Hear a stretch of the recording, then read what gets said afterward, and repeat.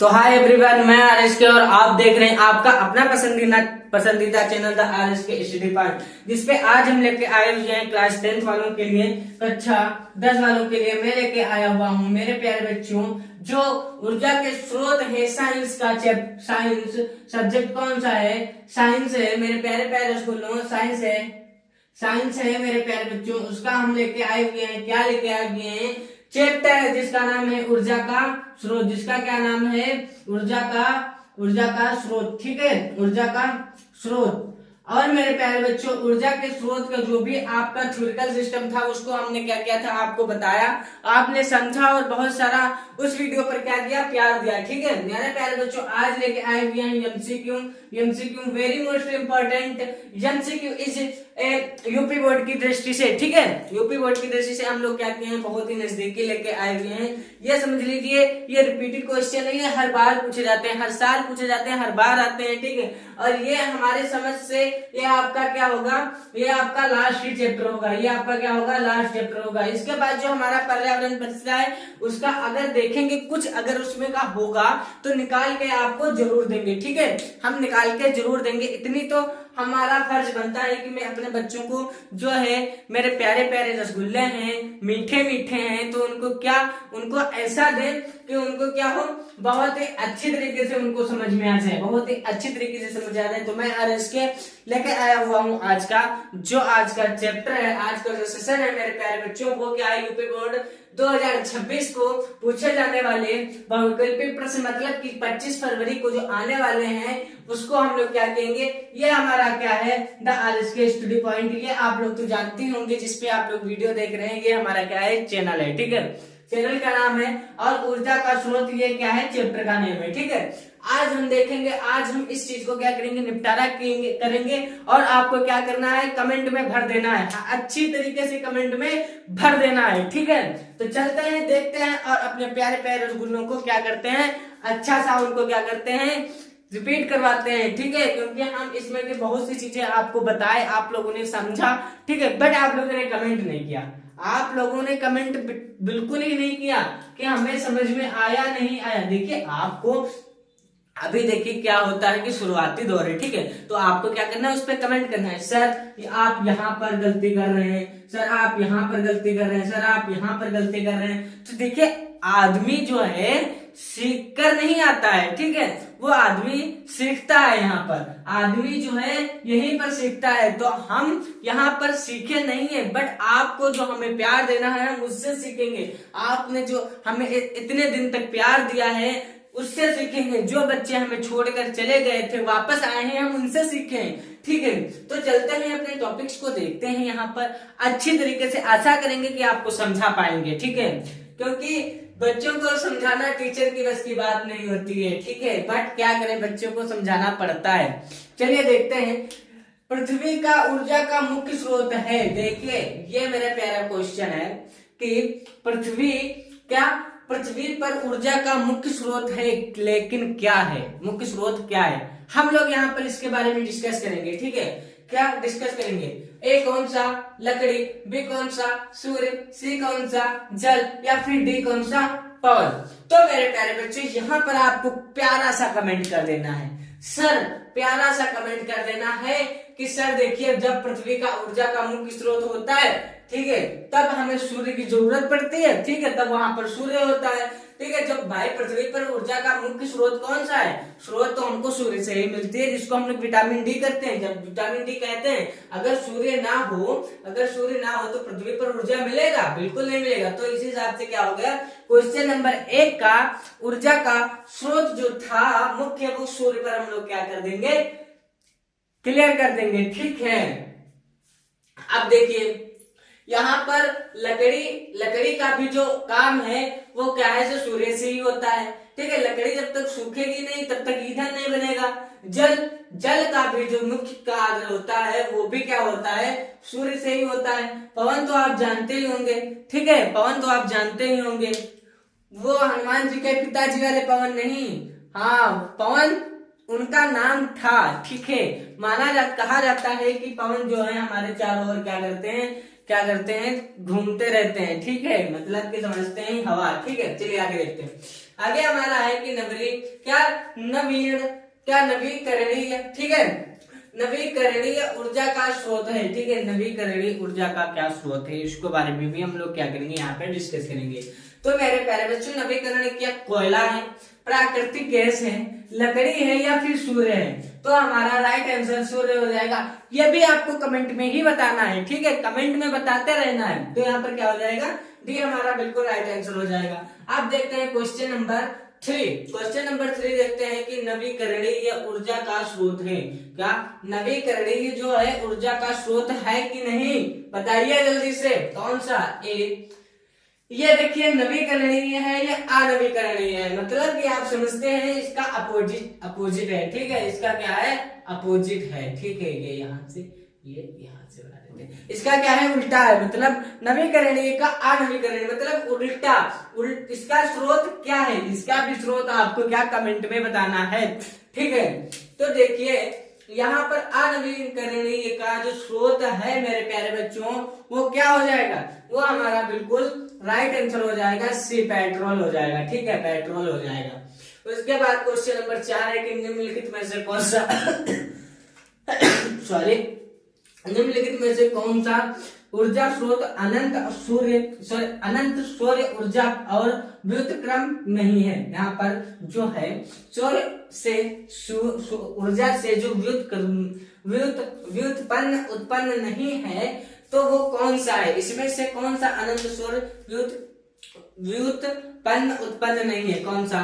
पहला कोयला, B petroleum, सी ऊर्जा या फिर डी भूतापीय ऊर्जा। यहाँ पर भी आपको कमेंट में ही बताना है, यहाँ पर भी आपको कमेंट में ही बताना है। तो देखिए निम्नलिखित में से कौन सा ऊर्जा स्रोत अनंत सौर ऊर्जा के उत्पन्न नहीं है, तो यहाँ पर हो जाएगा डी वाला। कौन सा हो जाएगा? डी वाला इज राइट आंसर, ठीक है। चलिए आगे देखते हैं 5वां क्वेश्चन। नंबर 5 को हम लोग यहाँ पर बहुत ही प्यार से समझेंगे, जितना प्यारा क्वेश्चन है उतना ही प्यार से समझेंगे। बताइए तो आप लोगों के लिए छोड़ दें, ठीक है। चलिए बता देते हैं कि बायोगैस का मुख्य अवयव है, ठीक है। जो बायोगैस का मुख्य अवयव है ये कैसा है? मीथेन है, कार्बन डाइऑक्साइड है, हाइड्रोजन है या हाइड्रोजन सल्फाइड है। तो यहाँ पर क्या आएगा इसका भी आपको जवाब देना है, ठीक है, इसका भी आपको जवाब देना है। तो देखिए बायोगैस का मुख्य अवयव कौन सी चीज होता है? मीथेन से होता है, ठीक है। मीथेन का जो मुख्य अवयव होता है, मुख्य अंश होता है, मुख्य भाग होता है, तो यहाँ पर मीथेन हो जाएगा। उसके बाद क्वेश्चन नंबर हमारा जो 6 है कि सौर कुकर का कौन सा अवयव ग्रीन हाउस पर प्रभाव के लिए उत्तरदायी है? आप ग्रीन हाउस सुने होंगे, ठीक है, जहां पर 1-1.5-2 करोड़ तक रुपए दिए जाते हैं, ठीक है, वही वाला ग्रीन हाउस, ठीक है। पहला कौन सा है? बॉक्स के भीतर काले रंग की परत, ठीक है, बॉक्स, ठीक है, बॉक्स के भीतर काले रंग की परत या फिर दर्पण या फिर कांच की सीट या फिर सौर कुकर पर बाह्य आवरण। तो क्वेश्चन नंबर 6 का मेरे प्यारे बच्चे जो हो जाएगा तो यहाँ पर क्या हो जाएगा? यहाँ पर हो जाएगा कि सूर्य कुकर का कौन सा अवयव ग्रीन हाउस पर प्रभाव के लिए उत्तरदायी है? वो क्या है? वो दर्पण है। देखिए दर्पण जो भाग है वो क्या है? प्रभाव के लिए उत्तरदायी है। तो हमारा बी बिल्कुल राइट नहीं होएगा, क्योंकि दर्पण बिल्कुल नहीं होएगा, ठीक है। इसको आपको कमेंट में बताना है, इसको आपको कमेंट में बताना है। कहेंगे सर ये क्या है? दर्पण बता दिए। चलिए दर्पण नहीं, सी वाला कांच की सीट होगा, ठीक है। मैं आप लोगों का माइंड चेक कर रहा था कि आप लोग क्या देखते हैं, आप लोग दिमाग लगा के पढ़ते हैं। हमारा जो आपका जो मेन फोकस है हमारे ऊपर है या फिर इधर उधर कहीं आपका जो है चल रहा है कुछ, हम तो नहीं कहेंगे, ठीक है। क्वेश्चन नंबर 7 है तापीय विद्युत संयंत्र में प्रयोग, ठीक है, संयंत्र में प्रयोग किए जाने वाला ईंधन है कौन सा? जल, यूरेनियम, जैव मात्रा जीवाश्मी ईंधन कौन सा है? तो यहाँ पर मेरे प्यारे बच्चों सातवां का भी आपको कमेंट में बताना है। तो देखिए कि तापीय विद्युत संयंत्र के प्रयोग किए जाने वाला जो ईंधन है वो जीवाश्मी ईंधन है। कौन सा? जीवाश्मी ईंधन है। तो हमारा डी वाला बिल्कुल राइट आंसर हो जाएगा। चलिए देखते हैं क्वेश्चन नंबर 8 को। चलिए देखते हैं मेरे प्यारे बच्चों क्वेश्चन नंबर 8 को। यहाँ पर समझते हैं कि जीवाश्मी ऊर्जा का स्रोत है कौन सी चीज? पवन ऊर्जा, क्या पवन ऊर्जा, सौर ऊर्जा, कोयला या फिर जल विद्युत या फिर जल विद्युत। तो यहाँ पर क्या हो जाएगा? क्वेश्चन नंबर 8 का जो हो जाएगा मेरे प्यारे बच्चों कमेंट में बताना है।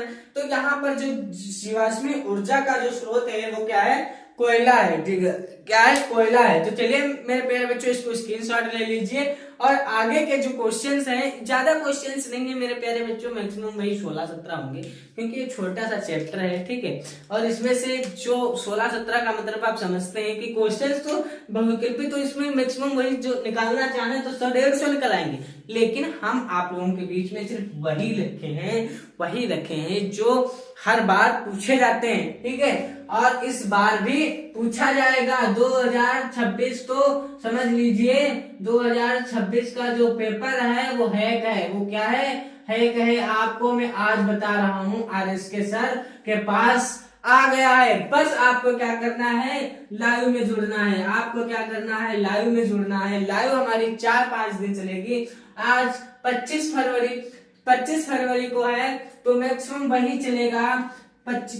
25 फरवरी को है तो मैक्सिमम वही चलेगा 22 फरवरी। ठीक है, 22 फरवरी को साइंस का सिस्टम चलेगा। 22 फरवरी को साइंस का सिस्टम जितना भी था उसका हम लोग क्या करेंगे? निपटारा करेंगे। सबसे पहले चलेगा मेरे प्यारे बच्चों बायो।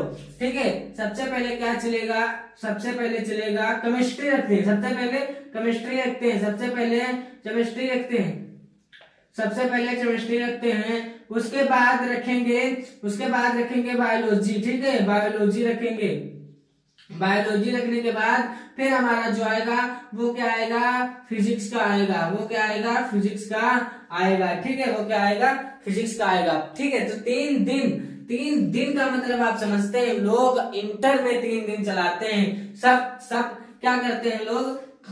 हम अक्सर देखे हैं कि केमिस्ट्री, बायो और फिजिक्स का जो होता है एक ही वीडियो में बता देते हैं, लेकिन हम ये नहीं करने वाले हैं। केमिस्ट्री का अलग कौन चलाएगा? संजना मैम चलाएंगी। बायोलॉजी का अलग कौन चलाएगा? संजना मैम चलाएंगी। फिजिक्स का कौन चलाएगा? RS के सर चलाएंगे। ठीक है, तो यहाँ पर क्या करना है? आपको अच्छी तरीके से जुड़ना है और ज्यादा से आपको क्या करना है? सपोर्ट करना है और आपको पेपर देखना है कि यहाँ पर आप लोगों को क्या मिलने वाला है। ठीक है, यहाँ पर क्या मिलने वाला है देखना है। ठीक है, आप लोग स्क्रीनशॉट ले लीजिए, आगे देखते हैं। स्क्रीनशॉट ले लिया, आगे देखते हैं।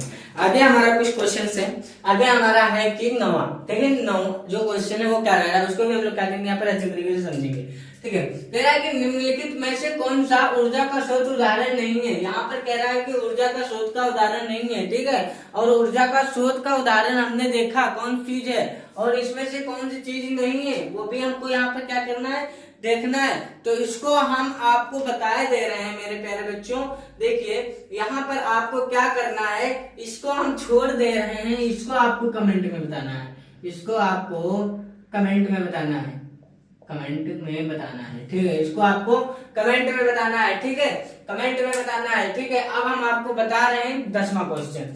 इसको आपको कमेंट में जरूर बता के जाना है, क्योंकि मेरे प्यारे बच्चों हमने यहाँ पर ऊर्जा का स्रोत का उदाहरण बताया है। ठीक है, ऊर्जा का स्रोत का उदाहरण बताया है कौन कौन से होते हैं ऊर्जा का स्रोत। अब इसमें से एक ढूंढना है, इसमें से एक छांटना है। ठीक है, यहाँ पर एक छांट के आपको बताना है। ठीक है, यहाँ पर बताना है कि ऊर्जा का स्रोत कौन सा? लकड़ी नहीं है, या गोबर गैस नहीं है, या फिर नभकीय गैस नहीं है, या फिर कोयला गैस थोड़ी नहीं होती है, या फिर कोयला नहीं है। चलिए क्वेश्चन नंबर 10 देखते हैं कि अम्लीय वर्षा होने का कारण है। अम्लीय वर्षा होने का कारण कौन सा है उसको भी हम लोग क्या करेंगे? यहाँ पर देखेंगे। पहला, सूर्य वायुमंडल की ऊपरी, ठीक है, वायुमंडल की ऊपरी परतों की गर्म करना आरंभ करता है। जो अम्लीय वर्षा होने का कारण होता है कि सूर्य सूर्य वायुमंडल की ऊपरी परतों पर गर्म करने का आरंभ करता है, या फिर बी जीवाश्मी ईंधनों के जलने पर वायुमंडल में कार्बन, नाइट्रोजन तथा सल्फर के ऑक्साइड मुक्त होते हैं। अब इसमें आपको हम बताएंगे, ये 10वां है, इसको हम क्या करेंगे, हम बताएंगे। तो इसका जो हमारा आंसर हो जाएगा कि अम्लीय वर्षा होने का कारण ही है कि जीवाश्म ईंधनों के जलने पर जो होता है वायुमंडल में कार्बन, नाइट्रोजन तथा सल्फर के ऑक्साइड मुक्त होते हैं, तब क्या होता है मेरे प्यारे बच्चों, अम्लीय वर्षा होता है। ठीक है, तो मेरे प्यारे बच्चों घेरा देखते हैं कौन सा है, घेरा देखते हैं कौन सा घेरा है कि रसोई में प्रयुक्त ईंधन कौन सा है। ठीक है, एलपीजी गैस या फिर सीएनजी गैस या फिर मेथेन गैस या इनमें से कोई नहीं। तो इसका भी आपको कमेंट में बताना है, इसका भी आपको कमेंट में बताना है कि जो हमारे घर में गैस होती है वो सीएनजी होती है या एलपीजी होती है, या एलपीजी होती है। आपको इसको भी कमेंट में बताना है। ठीक है, प्लीज कमेंट जरूर में बताइएगा। उसके बाद क्वेश्चन नंबर 12 है कि निम्नलिखित में से किसमें ऊर्जा का स्रोत नाभिकीय संलयन अभिक्रियाएं हैं। ठीक, कौन कौन से, केवल तारे और सूर्य दोनों, या फिर ना तो तार ना तो सूर्य और ना केवल सूर्य। तो इसको भी आपको क्या करना है, कमेंट में बताइएगा। ठीक है, हम इसको बता रहे हैं, आपको फिर भी कमेंट में बताइएगा, हमसे पहले कमेंट कर दिया करो।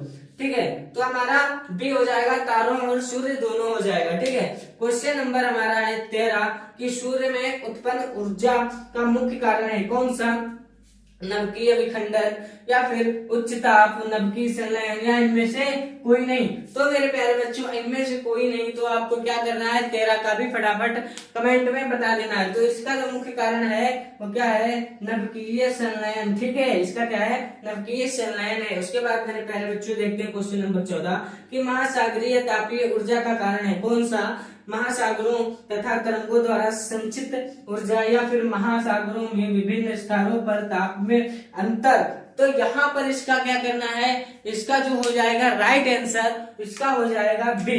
इसका क्या हो जाएगा, महासागरों। ठीक है, जो महासागरीय तापीय ऊर्जा का कारण है, तो महासागरों में विभिन्न स्तरों पर ताप में अंतर महासागरीय तापीय ऊर्जा का कारण है। ठीक है, तो क्वेश्चन नंबर 15 को हम लोग यहाँ पर देखेंगे, समझेंगे कि जल विद्युत संयंत्र है। जल विद्युत संयंत्र में जो होता है भंडारित जल की स्थित ऊर्जा विद्युत ऊर्जा में परिवर्तित हो जाती है, या फिर भंडारित जल की गतिज ऊर्जा स्थितिज ऊर्जा हो जाती है, या फिर से विद्युत जल के अनिकर्षित हो जाती है या निष्कर्षित हो जाती है। तो मेरे प्यारे बच्चों इसका भी हम आपको बता रहे हैं कि इसका जो हो जाएगा, तो भंडारित जल में स्थितिज विद्युत ऊर्जा में परिवर्तित हो जाती है, विद्युत ऊर्जा में क्या होते हैं, परिवर्तित हो जाती है। तो हमारा इसका जो राइट आंसर होगा, बिल्कुल राइट आंसर हो जाएगा। ठीक है, बिल्कुल राइट आंसर हो जाएगा। ठीक है मेरे प्यारे रसगुल्लों, चलिए आगे देखते हैं आगे हमारा क्या है। आगे हम लोग देखते हैं कि पवन चक्की। ठीक है, पवन चक्की में उत्पन्न शक्ति, ठीक है, वर्षा काल में अधिक होती है, टावर की ऊंचाई पर निर्भर करती है, से पवन गति पर निर्भर करती है। तो यहाँ पर इसका क्या हो जाएगा, हम लोग क्या करेंगे, अच्छे तरीके से डिस्कस करेंगे। तो मेरे प्यारे बच्चों इसका हो जाएगा पवन गति पर क्या निर्भर करती है, पवन चक्की के उत्पन्न शक्ति जो है, पवन चक्की के उत्पन्न शक्ति पवन गति पर निर्भर करती है। तो मैं आपको बता दूं कि यहाँ तक आपका क्लियर हो गया। अब आपको नेक्स्ट देखते हैं, अगर पर्यावरण में अगर कुछ होगा तो उसमें बताएंगे। अगर पर्यावरण में कुछ मिलेगा हमको, जैसे लगेगा कि हाँ बच्चों के लिए इम्पोर्टेंट है, तो उसको जरूर लेके आएंगे। अगर नहीं लगेगा तो फिर हम उसको छोड़ देंगे। ठीक है, उसमें का अगर एक भी नंबर आपको मिलने वाला होगा तो हम उसका जरूर आपको देंगे। ठीक है, तो मैं आरएस के आप लोगों की उज्जवल भविष्य की कामना करते हुए मेरे प्यारे रसगुल्लों, ठीक है, मेरे प्यारे रसगुल्लों, क्या करना है आपको मैं बता दूं कि 4-5 दिन तो आपको बिल्कुल लाइव छोड़ के जाना नहीं है। मेरी पूरी आरएस के स्टडी पॉइंट की टीम आपके साथ है, आरएस के स्टडी पॉइंट का परिवार पूरा आपके साथ है। ठीक है, मैं आशा करता हूं कि आपको बहुत ही अच्छे नंबर प्राप्त होंगे, आपके बहुत अच्छे नंबर प्राप्त होंगे और आप गर्व से कह पाएंगे कि हमने RSK सर से पढ़ा है। ठीक है, तो उन्होंने हमें जो बताया है वो क्या हुआ है, हमारे एग्जाम में लड़े हैं। ठीक है, तो देरी ना करते हुए चलते हैं नेक्स्ट वीडियो की ओर। तब तक का हमारा और आपका जय हिंद, लग तक, धन्यवाद।